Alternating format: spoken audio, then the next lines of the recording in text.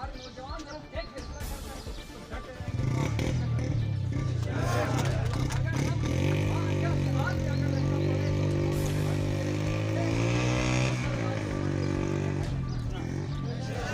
और दूसरी बात ये वाजी कर दूंगी, ये जुर्म नौजवानों का है, इसी खत्म करी है।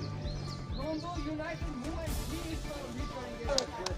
जी नाज़रीन, रोंदो यूनाइटेड मूवमेंट के सदर हमसे और उनके अराकीन हमसे बात कर रहे थे। इनका कहना है कि मुतालबात के हल तक हम यहाँ मौजूद रहेंगे। इससे पहले हम हुकूमती जो नुमाइंदगान हैं उनसे मिले हैं और रोंदो के जितने भी नुमाइंदगान थे उन सबको हमने इस एहतजाज की दावत दी थी, लेकिन कोई भी अब तक यहाँ नहीं पहुँचे सिवाय नजर साहब के। इनका कहना है कि जब तक मुतालबात पूरे नहीं होते ये धरना जारी रहेगा। इससे खबर के हमारे बहुत सारे